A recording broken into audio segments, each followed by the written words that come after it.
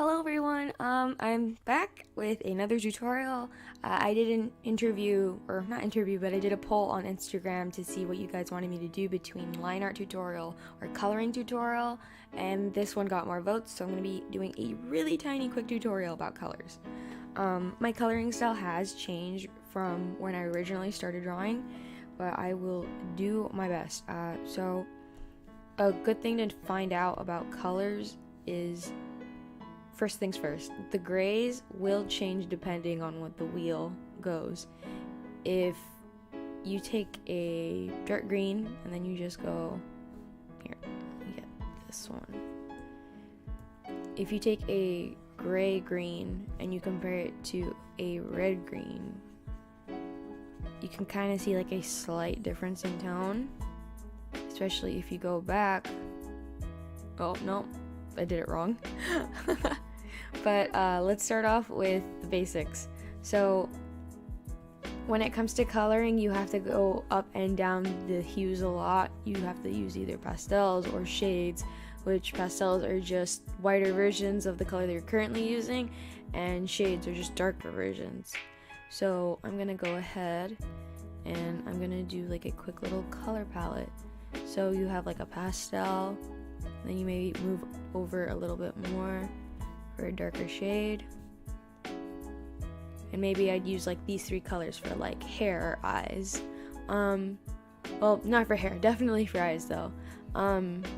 For hair, I would definitely use either whatever color I'm using, a lighter version for the highlights, and then for the shadows, I like to go down a little bit on the color wheel and do something darker for the shading. Not like that, that looks terrible. Preferably something like that. Maybe I multiply over it. Another thing with coloring, regardless if it's for eyes or hair, you definitely want to play around with your layers and add effects on them. Here, let me show you. Let me make a fresh layer. So I'm gonna go ahead and I'm gonna take this yellow that I was working with earlier. I'm just gonna make a circle. Something simple. I'm gonna go over it. I'm gonna choose a lighter color, just a tad bit. I'm going to clip it. Okay, no. Oh yeah, that's the right layer. You should probably name your layers, but I never do it, so what do I know? I'm gonna take my blending tool and I'm just gonna go underneath the line. I'm gonna leave the top like part of the line visible, and I'm gonna do a glow, and then I'm gonna tone it down, and I'm gonna blend it out a little bit more to make it look nice. See, it looks like a highlight for hair part. You can always play around with the opacity too. Like if you think it's too bright, you can always turn it down a bit more. Play around with it. Play around with the layering. If anything, you could do like something else. But definitely play around with that as well, aside from the highlights and how you want it to look. Like I know some people, whenever they do hair highlights, they like to add sections of the hair where the highlights are not present, and that's really cute, and you can go for it if you want. Now when it comes to shadows with hair, preferably I like to go down a little bit on the color wheel and maybe go down a bit, not too much. Something like that would be nice. Then again, it kind of looks a bit gloomy, so I'd probably go higher up. I'll play around with my colors. See, I would use exactly this for this hair color and style. It looks really nice. It doesn't dull the color of the hair exactly, and it just looks really, really nice. I actually found out that orange is a really good shade for it when I was doing the Ina Ibarra, I think that's what it's called, the speed paint, when I was doing it for a raffle that you guys entered in a different website. But let me go ahead and do a different one. Okay, so whenever it comes to coloring skin, now this is something I had a huge problem with before. I'm gonna let's take like my skin tone. That's about right. It's my skin tone, and let me get a darker skin tone. That looks bad. That doesn't even look like real skin. kind of meh when it comes to skin tones. It took me a while to get used to it. I ended up just buying a bunch of Copics and learning from it. Okay, that's better. Okay, so I have a dark skin tone and a light skin tone, and I'm going to do another clipping area on top of it. Whenever it comes to skin tones, I've always found that red and purples do a great job with either of the skins. Sometimes blue, maybe. For this skin tone, I've always liked doing like a purple, maybe like a lightish purple blue, like that. And then what I'll do is I'll color over it, and then I'll play around with it with the layers. See, this one looks nice. If anything, if I don't like it, I'll go into my color tonal correction, and you can just play around with it until it looks nice. See, that one looks way nicer. Let me make it a little bit lighter. That's a nice color for a skin tone. Another thing with skin tones, they do change according to how deep a part of the body is. Like, for example, this could be like the neck. And then I'm just gonna blur this real quick. I'm just doing a quick little tutorial when no one's home, because I don't get to be home by myself that often. I'm gonna take off the multiply, and I'm just gonna take the skin. Oh wow, that's really bright. But I'm gonna multiply it, and then I'm going to basically choose a darker version and see how that turns out on the skin. See, that would be like a deeper part of the neck, like right underneath the head. That would look really great. That actually looks really great. I'm just coming this up on the fly because my coloring skills basically is this, but it's kind of hard to describe it to other people. I hope you bear with me, but yeah. So for this skin tone, I like to go to the reds, and I like going down just a tad bit from where my original color started. And oh god, it looks like a peach. That was not a smart idea. Here, let me do a different layer for that one so I can keep this original. That's the skin tone I usually go with when it comes to mine for shading.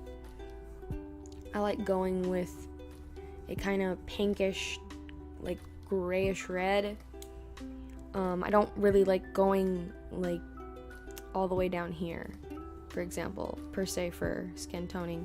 When it comes to shading, maybe I'll do something a little bit darker than that, or sometimes I'll even go down to pink and red, like a magenta-ish color, because sometimes that's nice too. But let me go ahead and do another one. Let me do one for eyes. So I don't know if you guys know my OC Poppy. She has green eyes. Don't go with the generic kind of colors, like don't do this one,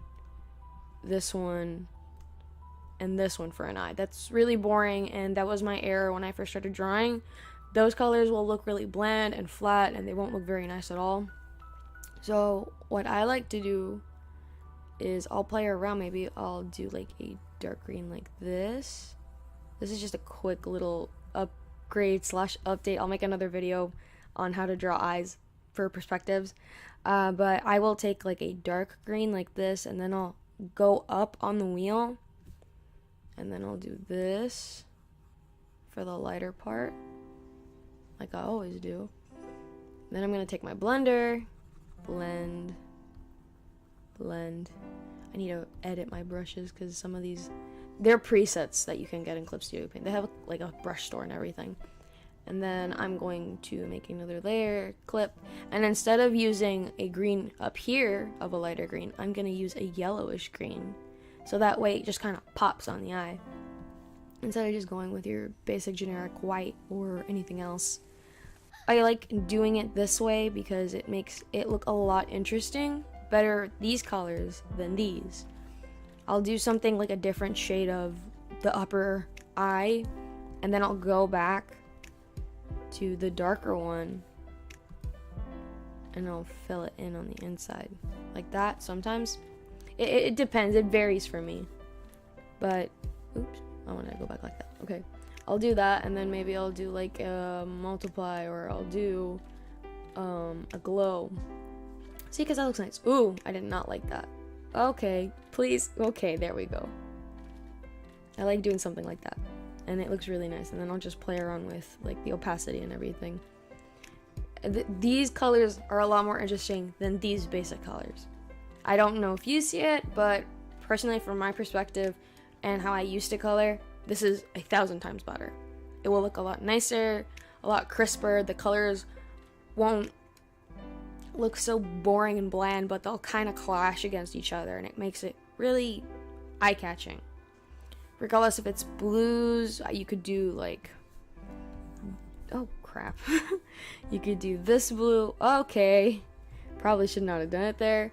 You could take this blue and then do a higher blue like this, and then do another blue like this higher up the wheel. And those three look really, really nice actually. Oh my god, I got lucky. But play around with colors. Do not stick on one part of the wheel and just go up and down the sides. Definitely play around, go up and down. If anything, you could use primary, secondary, tertiary colors. You could use complementary colors. I'll go more into specifics of that some other time when I have more time and I'm by myself to record another video. But another great way to help you guys out with your coloring skills is actually this little website that I have here. The website is called Colors plus Skillshare. This is a free website that you can go to, and it's available as an app on Apple. But it's a color generator that a lot of artists like to use for color schemes. I know that instead of doing that with the color wheel and trying to play around and find out what to do with what certain colors, for the people that don't know, they could easily just go to this website, and I'm just going to take you through a quick rundown of the tutorial. I'm so sorry that it's taking forever to load. I have really bad internet. Okay, so now it is pulled up. It will take you through a tutorial, but since I've used this before, it's not going to. But you can play around with the shades. You can click on each of them. You can either go higher or lower. You can even do like a random generator. I believe if you click on that, it just buffs up a new one. Yeah, and it'll give you like some random color palette, and it's actually pretty handy, and it's really cool to see the colors that you get. You can change it to monochromatic, you can change it to isolation, you can change it to different kinds of color schemes and everything. It will give you a tutorial. It's not going to give me one because I've already been here, but it will take you through on the steps and processes on how to change it and everything. And necessarily, you don't need to sign up for anything. The website is free just for the color palettes. You can adjust the palettes, like the hue. You can change it like this, and you get some pretty neat colors as well. But this is something I definitely recommend for you guys if you're having problems with like colors or drawing or getting inspired. I know that a lot of artists like to do this challenge where they'll take a couple of colors and then they'll make an entire drawing out of it with those shades. But I hope that this tutorial helped you. It's like a very basic rundown tutorial, so please expect a full, more colorful, detailed one in the future. So for now, this is Smudge signing off, and I'll see you guys in the next video. Bye bye!